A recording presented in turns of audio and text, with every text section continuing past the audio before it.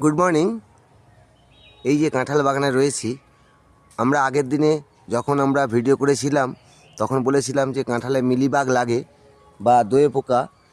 এর জন্য আমরা কি করব এবং দোয়ে পোকার জন্য কি হচ্ছে বা কিভাবে নষ্ট হচ্ছে সেটা আমরা দেখব। এই দেখুন, প্রচুর পরিমাণে দোয়ে পোকা লেগেছে এই বাগানটাতে। দোয়ে পোকা দেখুন প্রচুর পরিমাণে লেগেছে। এই দোয়ে পোকার জন্য এই যে ছোট ছোট কাঁঠাল দেখবেন নষ্ট হয়ে যাচ্ছে। আমরা এই যে রস শুষে খেয়ে নিচ্ছে, সেই জন্য কিন্তু নষ্ট হয়ে যাচ্ছে। আমরা উপর দিকেও যদি দেখতে পাবো প্রচুর পরিমাণে দোয়ে পোকার আক্রমণ ঘটেছে এবং তার ফলে আমরা দেখতে পাবো এই দেখুন নিচে পড়ে রয়েছে, নষ্ট হয়ে গেছে, পড়ে রয়েছে।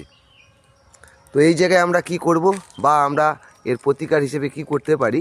এই দোয়ে পোকা এমন একটি পোকা উপরে নিজেকে কভার করে নেয়, এই যে পাউডার থাকে।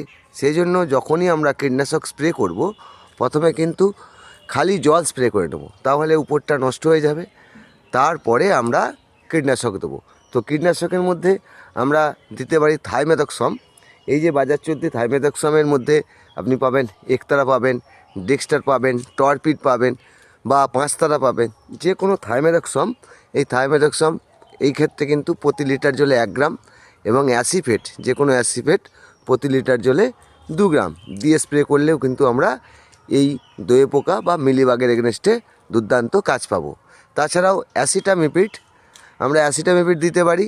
এই অ্যাসিটামিপিড যেমন আমরা বিভিন্ন কোম্পানির রয়েছে, সেক্ষেত্রে আমরা ইনোভা রয়েছে, ইনোভা বা আপনার প্রাইড, এই যে কোনো তো অ্যাসিটামিপিড, এই অ্যাসিটামিপিডও দিতে পারি। অ্যাসিটামিপিড কিন্তু একই পদ্ধতিতে যে 20 গ্রাম সেটা 10 লিটার জল করবেন, অর্থাৎ 2 গ্রাম প্রতি লিটার জলে দিয়ে যদি আমরা স্প্রে করি, তাহলে এই দোয়ে পোকা বা মিলিবাগকে কন্ট্রোল করতে পারবো।